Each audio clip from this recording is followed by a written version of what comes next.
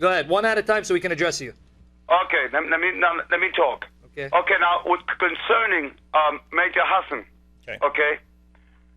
The United States of America has undertaken to go to war in a war that it itself and its government has found out to be unjustified and unwarranted. There were no weapons of mass destruction found in Iraq.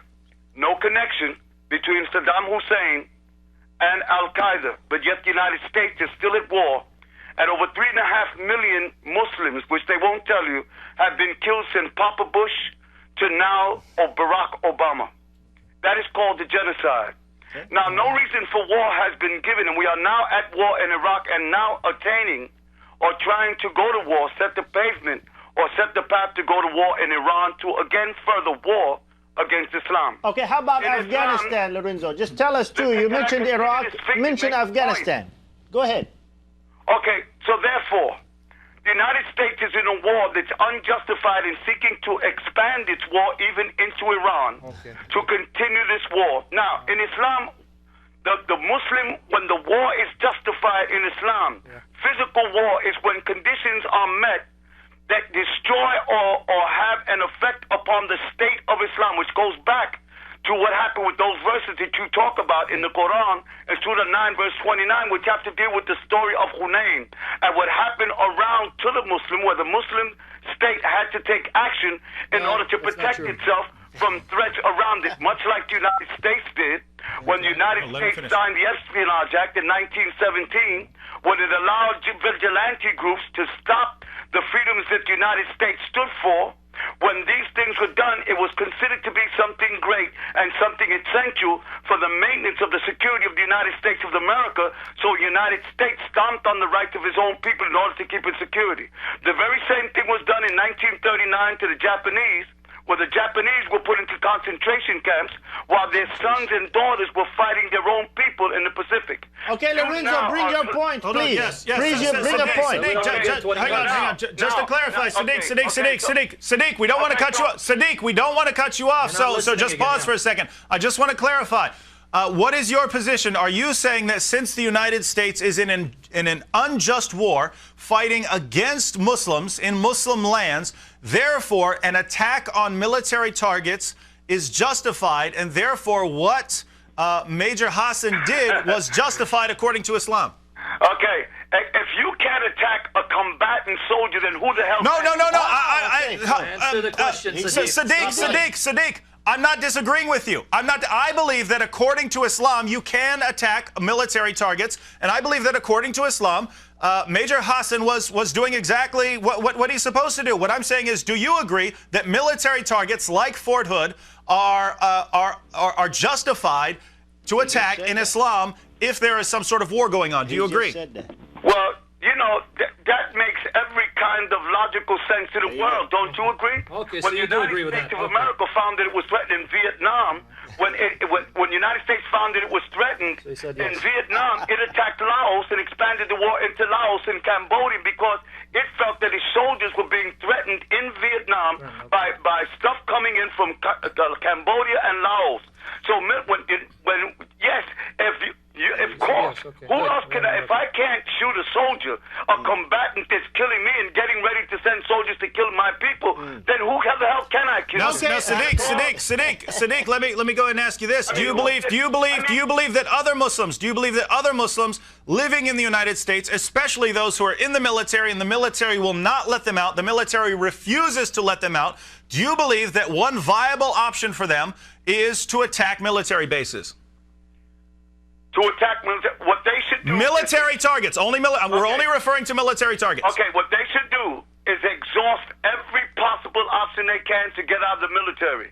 If that means going to jail, go to jail. They shouldn't get in the military in the first place. But if they do, they should exhaust every action that they possibly can to get themselves. If it means going to jail, if it means going to Leavenworth, do your time and get out. But Sadiq, because I was agreeing with you at first, and now I have a little bit of a disagreement. If a Muslim simply goes to Leavenworth then all those soldiers that he could have taken out will then go on to a place like Afghanistan or Iraq, which, according to you, is an unjust war that the United States is going to continue to propagate. Would a more reasonable option, or at least a possible option for the Muslim, be to decide not to go to jail, but to attack the military target like Fort Hood? I'm just asking, would this be allowed in Islam for future soldiers to attack military targets here in the United States? Okay, will it be allowed in Islam? Yes. It would be allowed by any person who has any love or any union with whatever he came from, and who is left with it would be incumbent upon anyone whose country is being attacked, whose people are being killed, whose way of life is being threatened. It would be incumbent on an American. It would be incumbent upon a Muslim, because it's about oppression. Okay, Lorenzo Sadiq. So it would be incumbent upon any person facing that type of oppression, whether he's an American soldier, whether he's an Indian. Okay, Lorenzo, you made your point. Let me ask you a quick question. You say that we're attacking your people, or the United States is attacking your people. Let me ask you, Lorenzo Sadiq, yes, or Sadiq Lorenzo, are you from Iraq, or are you from Afghanistan? No, he's from... You know what I am? What are you? I'm a Muslim. Oh, okay. So you're not from Iraq, you're not from Afghanistan, and you're saying that we're attacking your people. Sir, do you live in the United States? Are you an American citizen? Okay, can I answer the question, yes, please, Pastor George? Please answer the question. Okay, let me answer the question. As a Muslim, I become a citizen of all of Islam. When any brother, anywhere in the world, the Prophet ﷺ said, when a Muslim is sick somewhere else, all the Muslims should feel the disease. This is the brotherhood of Islam, which goes beyond race, color, creed, flag, and nation, but which seeks to unite a people on the banner of the love of God and the worship of God. So yes, thank you. I am a citizen. I am a citizen of the nation of Islam, of the brotherhood of Islam, of the knowledge of Islam, and that which God has ordained. I am part and parcel of a Muslim in Afghanistan. I am part and parcel of a Muslim in Iraq. I am part and parcel of I am part and parcel of any person who is oppressed and exploited, because in Islam, the war is not like Western society, where Western society, for instance, like World War I. Okay, wait a minute, Sadiq. You've made your point.